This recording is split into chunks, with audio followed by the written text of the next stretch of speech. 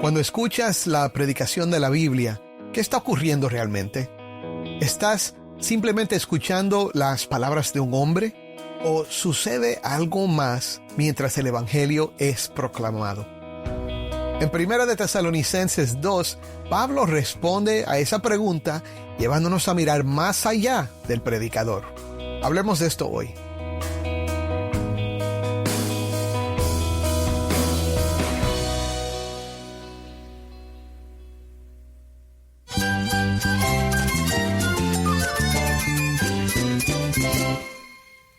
Cristo es mi todo. Cristo es el Rey del universo, es quien guía nuestras vidas. Él es grande y amoroso. Él es real. Solamente Jesucristo es nuestro Señor y Salvador. Es mi guía quien me fortalece. En Cristo Jesús hay esperanza, hay paz. Y nuestro Dios es un Dios de rescate. Estás escuchando El Faro de Redención. Cristo desde toda la Biblia, para toda Cuba y para todo el mundo.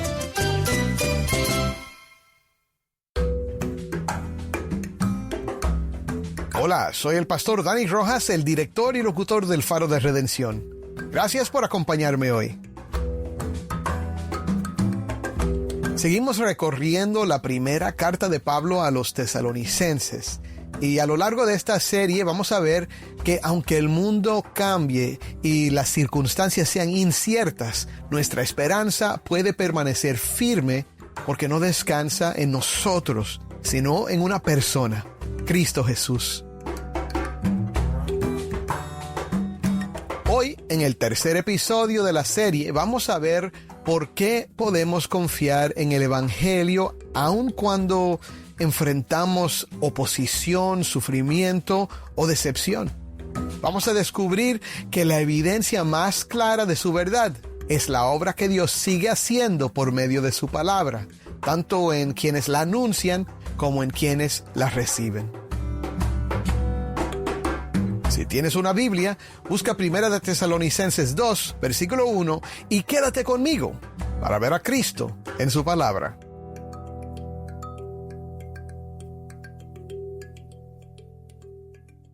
¿Cómo sabes que el evangelio que crees es verdad y no simplemente algo que un hombre convincente te dijo? Esa es la pregunta que Pablo responde en 1 de Tesalonicenses 2 y comienza donde comienza toda la Biblia. Desde las primeras páginas descubrimos una verdad que nunca deja de repetirse.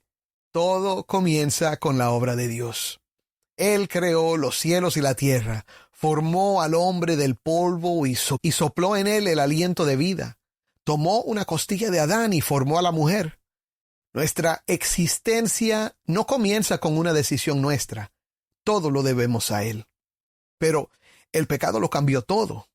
Al rebelarse, el ser humano perdió la comunión con aquel que es la fuente de la vida. Y desde entonces seguimos intentando recuperar por nuestras propias fuerzas lo que solo Dios puede dar. Queremos hacernos aceptables. Queremos fabricar una justicia propia. Queremos producir una vida que, separados de Dios, jamás podremos crear. Pero Dios no abandonó la obra de sus manos. Desde antes de la fundación del mundo, ya había determinado rescatar para sí un pueblo por medio de Jesucristo. La predicación del Evangelio anuncia ese plan cumplido en Cristo Jesús. Y ese Evangelio no solo ofrece perdón y reconciliación con Dios, también tiene poder para transformar a quienes creen. En el capítulo 1 vimos lo que Dios hizo en hombres y mujeres de Tesalónica. En el capítulo 2 vamos a ver algo más. Lo que Dios hizo en Pablo, el hombre que les llevó el mensaje, y lo que hizo en ellos como resultado. Y vamos a descubrir que Dios demuestra que su palabra es verdadera por medio de la obra que Él mismo produce, tanto en quien la anuncia como en quienes la reciben. Necesitamos recordar esto, porque cuando llegan el sufrimiento, la oposición o la decepción, somos tentados a juzgar el Evangelio por lo que vemos, o por la debilidad del hombre que nos lo predicó, en lugar de confiar en la obra que Dios sigue haciendo por medio de su palabra. Ahora, escucha conmigo el texto de hoy en la voz de Taimí, que nos acompaña desde Bauta, Cuba. Esto es 1 de Tesalonicenses 2, del 1 al 16.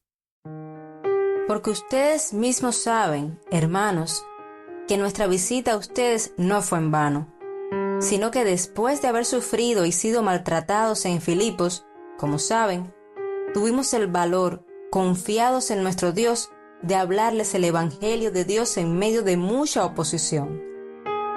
Pues nuestra exhortación no procede de error ni de impureza, ni es con engaño, sino que así como hemos sido probados por Dios para que se nos confiara el Evangelio, así hablamos, no como agradando a los hombres, sino a Dios que examina nuestros corazones. Porque como saben, nunca fuimos a ustedes con palabras lisonjeras, ni con pretextos para sacar provecho. Dios es testigo. Tampoco buscamos gloria de los hombres, ni de ustedes ni de otros, aunque como apóstoles de Cristo hubiéramos podido imponer nuestra autoridad. Más bien demostramos ser benignos entre ustedes, como una madre que cría con ternura a sus propios hijos. Teniendo así un gran afecto por ustedes, nos hemos complacido en impartirles no solo el Evangelio de Dios, sino también nuestras propias vidas, pues llegaron a ser muy amados para nosotros. Porque recuerdan, hermanos, nuestros trabajos y fatigas, cómo, trabajando de día y de noche para no ser carga a ninguno de ustedes, les proclamamos el Evangelio de Dios. Ustedes son testigos, y también Dios, de cuán santa, justa e irreprensiblemente nos comportamos con ustedes los creyentes. Saben además de qué manera los exhortábamos, alentábamos e implorábamos a cada uno de ustedes como un padre lo haría con sus propios hijos, para que anduvieran como es digno del Dios que los ha llamado a su reino y a su gloria. Por esto también nosotros sin cesar damos gracias a Dios de que cuando recibieron la palabra de Dios que oyeron de nosotros, la aceptaron no como la palabra de hombres, sino como lo que realmente es, la palabra de Dios, la cual también hace su obra en ustedes los que creen. Pues ustedes, hermanos, llegaron a ser imitadores de las iglesias de Dios en Cristo Jesús que están en Judea, porque también ustedes padecieron los mismos sufrimientos a manos de sus propios compatriotas, tal como ellos padecieron a manos de los judíos. Estos mataron tanto al Señor Jesús como a los profetas, y a nosotros nos expulsaron, y no agradan a Dios, sino que son contrarios a todos los hombres, impidiéndonos hablar a los gentiles para que se salven, con el resultado de que siempre llenan la medida de sus pecados. Pero la ira de Dios ha venido sobre ellos hasta el extremo. Amén. Aquí vemos a Pablo defender su ministerio. Después de tener que salir apresuradamente de Tesalónica, es probable que sus enemigos comenzaran a difamarlo. Quizás lo acusaban de cobardía por haber huido. Tal vez decían que Pablo y Silas eran falsos maestros que solo habían venido a engañar y aprovecharse de personas ingenuas. No sabemos exactamente cuáles fueron las acusaciones, pero podemos deducirlas por la manera en que Pablo responde en los versículos que siguen. Y fíjate, los tesalonicenses no son los acusadores, son los testigos. Ellos conocen bien cómo vivió Pablo entre ellos y por eso él repite una y otra vez: ustedes saben, ustedes recuerdan, ustedes son testigos y Dios también. Primero, Pablo les recuerda cómo fue su tiempo con ellos. Les recuerda que él y Silas venían de una situación muy difícil. En Hechos 16 leemos de su tiempo en Filipos. Después de que Lidia y su casa creyeran, echaron fuera un espíritu de adivinación de una joven esclava y esto produjo un alboroto. Los arrestaron, los azotaron públicamente sin juicio y los encarcelaron. Y esa misma noche el carcelero creyó. Y cuando los líderes de la ciudad supieron que eran ciudadanos romanos y que habían violado sus derechos, les suplicaron que se fueran. Pablo y Silas se despidieron de los hermanos y salieron de Filipos. Ahora, no sé tú, pero si yo hubiera pasado por algo así, la tentación a hacer ajustes habría sido enorme. Y no solo por el dolor. Pablo dice que fueron ultrajados, los humillaron en público. No dejaría de predicar, pero sí me preguntaría si existe una manera menos dolorosa y menos vergonzosa de hacerlo. Pero Pablo hizo lo contrario. Llegaron a Tesalónica y no cambiaron nada en lo absoluto. Pablo dice, tuvimos el valor, confiados en nuestro Dios, de hablarles el evangelio de Dios, oye esto, en medio de mucha oposición. ¿Dónde hallaron el valor después de esos golpes? En nuestro Dios, dice Pablo. Su valentía no nació de una personalidad fuerte, ni de una gran resistencia al sufrimiento, ni de técnicas para manejar el miedo. Nació de su confianza en Dios. Sabían que el evangelio no era una idea humana que debían defender con sus propias fuerzas. Tanto el mensaje como la misión eran de Dios, y Dios mismo sostendría a sus mensajeros. Como hemos visto desde el principio, todo comienza con Dios y todo depende de Él. Dios crea, Dios redime, Dios llama y Dios también sostiene a quienes anuncian su palabra. Amén. Ahora fíjate, Pablo no está presumiendo de virtudes para defender su reputación. Está presentando testigos. Y hay algo más. Pablo describe su ministerio con un verbo. Así fuimos entre ustedes. Y describe a los tesalonicenses con el mismo verbo. Así llegaron a ser ustedes. En el griego es la misma palabra. Ahora, la misma obra de Dios en quien anunciaba el evangelio y en quienes lo recibieron. Pero Pablo no nos permite pensar ni por un momento que se trataba de una autotransformación. De hecho, todo el pasaje descansa sobre 2 versículos. El primero es 1 de Tesalonicenses 2:4. Hemos sido aprobados por Dios para que se nos confiara el evangelio. Observa, ¿quién actúa? Dios examina, Dios aprueba, Dios confía. Y Pablo queda bajo encargo. El segundo es en 2:13. La palabra de Dios, la cual también hace su obra en ustedes, los que creen. Otra vez, ¿quién actúa? Dios, por medio de su palabra. Y ellos la reciben como lo que es la palabra de Dios. Amén. Y oye esto, Pablo usa un verbo en tiempo presente. No dice que la palabra hizo su obra, dice que hace su obra. Ahora mismo.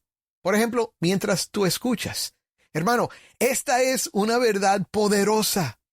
Toda la defensa del ministerio de Pablo, desde el versículo 1 hasta el 12, nos habla mucho más de lo que Dios hace que de lo que Pablo hace. Pablo nunca dice, yo era el mejor hombre para la tarea. Pablo dice, hemos sido aprobados por Dios. Nadie se acredita a sí mismo para anunciar el evangelio, mi hermano. Dios llama, Dios aprueba, Dios confía, Dios envía. Y por eso Pablo no vive buscando agradar a los hombres. Vive delante del Dios que examina el corazón. ¿Y qué produjo ese encargo? Un hombre santo, justo e irreprensible delante de Dios. Y una iglesia en la que esa palabra sigue obrando. Ahora, Pablo dice, nuestra exhortación no procede de error, ni de impureza, ni es con engaño. El evangelio que Pablo predicaba no nació de sus propias ideas. Dios mismo le había confiado ese mensaje. Y quien predica un mensaje que no es suyo no necesita manipular a las personas, recurrir al engaño, ni acomodar el mensaje para agradar a los oyentes. Añade en el versículo 5 que tampoco necesita usar palabras lisonjeras ni venir con pretexto para sacar provecho. Y por eso el mayor deseo de Pablo no era agradar a los hombres, sino proclamar con fidelidad la verdad que Dios le había confiado. Es más, Pablo dice que tampoco buscaba gloria de los hombres. ¿Por qué lo dice? Piensa por un momento en quién era Pablo. Era un heraldo del Rey de Reyes, un apóstol comisionado personalmente por Cristo para anunciar su evangelio. Si alguien hubiera podido apoyarse en su autoridad o exigir reconocimiento, habría sido Pablo. Y él mismo lo reconoce. Como apóstol de Cristo dice, hubiéramos podido imponer nuestra autoridad. Pero Pablo no lo hizo. Al contrario, dice que fue benigno entre ellos. Oye esto, como una madre que cría con ternura a sus propios hijos. A mí me fascina que la palabra que Pablo usa también describe a la nodriza, o sea, la mujer que cría como suyo a un hijo que no dio a luz. ¡Qué contraste!, ¿verdad? Pudo haber impuesto su autoridad, pero escogió amarlos con ternura. Y no llegó simplemente para anunciarles o enseñarles algo. Dice que estuvo dispuesto a compartir con ellos, oye, no solo el evangelio de Dios, sino también nuestras propias vidas. Recuerda quién fue Pablo. Antes de conocer a Cristo, perseguía a la iglesia, odiaba a los creyentes, pero Dios transformó su corazón y lo convirtió en el mensajero que estos nuevos creyentes necesitaban. Y ese amor lo llevó a trabajar de día y de noche para no ser carga a ninguno de ellos mientras les anunciaba el evangelio. Y Pablo añade algo más. Dice que los exhortaba, alentaba e imploraba como un padre lo haría con sus propios hijos, para que anduvieran como es digno del Dios que los ha llamado a su reino y a su gloria. Una madre en el versículo 7, un padre en el versículo 11. Pablo necesita las dos imágenes. ¿Notas otra vez el énfasis? El objetivo nunca fue engrandecer a Pablo. Era que los tesalonicenses anduvieran como es digno de Dios. Porque el ministerio verdadero nunca busca extender el reino del predicador. Escucha esto. Busca extender el reino de Dios. Este pasaje también nos ayuda a discernir el carácter de un verdadero pastor. Los hombres que Dios llama al ministerio, oye mi hermano, no buscan construir su propio reino. Aman, sirven y apuntan continuamente a Cristo. Ahora, es difícil escuchar la descripción del ministerio de Pablo sin percibir algo del carácter de nuestro Señor Jesucristo. Todo lo que Pablo llegó a hacer comenzó mucho antes de Pablo. Comenzó en Jesús. Porque antes de que Dios transformara al mensajero, su propio Hijo llegó a ser lo que nosotros jamás podríamos ser. Y fíjate en el verbo, Pablo dice que Él llegó a ser benigno entre ellos. Es el mismo verbo con el que la Escritura habla de Cristo. Llegó a ser hombre, llegó a ser siervo, llegó a ser obediente hasta la muerte. Y vemos al apóstol imitando a Cristo. Pablo pudo haber exigido sus derechos. En cambio, Pablo llegó a ser tierno, se entregó, sufrió, amó. ¿Por qué? Porque primero Cristo hizo exactamente eso por nosotros. El único que realmente tenía derecho a conservar toda su gloria, ese se hizo siervo. El rico se hizo pobre. Mi hermano, el santo cargó nuestro pecado. Pablo entregó su propia vida por ellos. Cristo entregó la suya en rescate por muchos, por todos los que creen en Él. Y porque Cristo se humilló hasta la muerte, hay hoy un ministerio en el mundo que refleja su carácter. El ministerio de Pablo no fue en vano, no fue vacío. Eso es lo que significa esa palabra. ¿Por qué? Porque antes Cristo se vació por nosotros. Amén. Ahora, estamos cerca del final. En los versículos 13 al 16 vemos cómo Dios sigue demostrando el poder de su palabra en quienes la reciben. Aquí está el corazón del pasaje. Cuando recibieron la palabra, no la recibieron como palabra de hombres. Oye esto. La recibieron como lo que verdaderamente es. Palabra de Dios. Y esa palabra actúa. No es un recuerdo, no es una doctrina archivada, no es solamente información. El Espíritu Santo la usa para dar vida donde había muerte, producir fe donde había incredulidad y formar a Cristo en quienes creen. Mientras Pablo escribía, la palabra ya estaba obrando. Mientras tú escuchas, está obrando. Y entonces aparece otra vez el mismo patrón. Lo que antes se dijo del mensajero, ahora se dice de la iglesia. Fíjate en las palabras exactas. Versículo 8. Llegaron a ser muy amados para nosotros. Versículo 14. Llegaron a ser imitadores de las iglesias de Dios. El mismo verbo que Pablo usó para hablar de sí mismo. Aquellos creyentes no cambiaron porque escucharon un buen sermón, mi hermano. Cambiaron porque mientras escuchaban el evangelio, Dios mismo estaba obrando por medio de su palabra. Y por eso, nuestra confianza nunca descansa finalmente en el predicador. Descansa en la palabra viva de Dios. La evidencia, una iglesia que perseveró bajo persecución. Y fíjate cómo Pablo los consuela. Les dice que llegaron a ser imitadores de las iglesias de Judea. ¿Por qué? Porque padecieron los mismos sufrimientos. ¡Qué extraño! La cosa es que su dolor no los dejaba fuera, los ponía dentro. El sufrimiento no desmintió el evangelio, confirmó que Dios seguía obrando. Y aquí Pablo termina con una palabra severa. Habla de los que mataron al Señor Jesús y a los profetas, de los que lo expulsaron y le impedían anunciar el evangelio a los gentiles, y dice, la ira de Dios ha venido sobre ellos. Pero en esta misma carta Pablo nos dice que Jesús nos libra de la ira venidera y que Dios no nos ha destinado para ira, sino para obtener salvación por medio de nuestro Señor Jesucristo. Ahora, la ira es real y Cristo la llevó en lugar de los que creen. Y no olvides quién escribe estas palabras. Pablo también persiguió a la iglesia. Si Dios pudo hacer de un perseguidor un padre espiritual, también puede hacer de nosotros lo que todavía no somos. ¿Lo crees? No midas la verdad del evangelio por lo que ves a tu alrededor.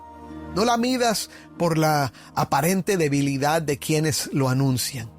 Fíjate en la obra que Dios sigue haciendo por medio de su palabra. Tal vez hoy estás enfrentando muchas dificultades. Quizás estás preocupado por tu familia, por tu salud o por el futuro de tu país. Y es posible que pienses que nada está cambiando. Pero mientras la palabra de Dios permanece en tu corazón, Dios sigue obrando, mi hermano. Muchas veces no vemos esa obra de inmediato, pero Él sí la ve. La misma palabra que sostuvo a aquellos creyentes bajo persecución, sostiene hoy a todo aquel que confía en Cristo. Dios crea, Dios redime, Dios llama. Y Dios termina lo que empieza, lo hace por medio de su Hijo, que vivió, murió, resucitó y viene otra vez. Y si todavía no has puesto tu fe en Cristo, mi hermano, ¿qué esperas? Arrepiéntete y cree en el Señor Jesucristo. Ven hoy al único que pudo transformar a este mensajero que te habla hoy y que puede salvarte y transformarte a ti también. Créelo. Amén.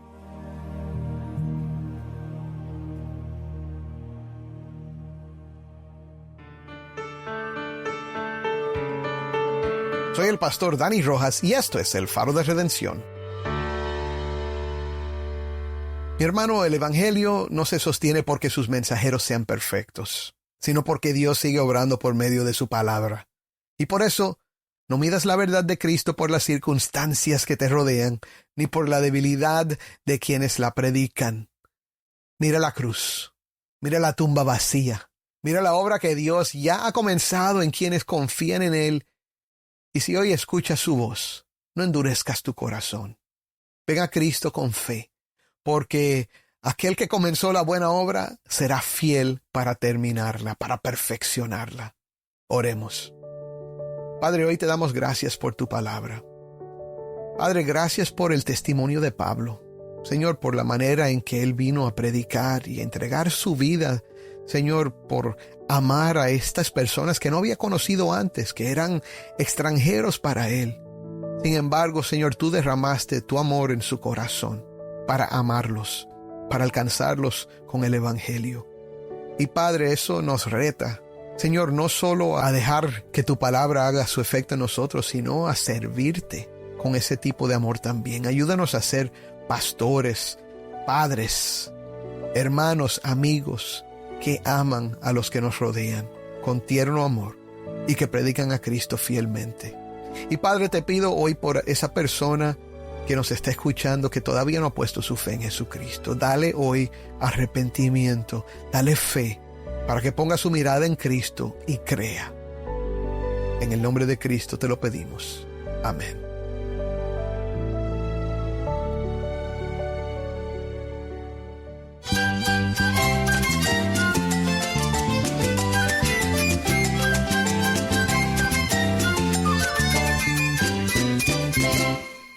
Soy el pastor Dani Rojas. Te invito a que me acompañes mañana en esta serie Esperanza Firme en un Mundo Inestable. El Faro de Redención, Cristo desde toda la Biblia para toda Cuba y para todo el mundo.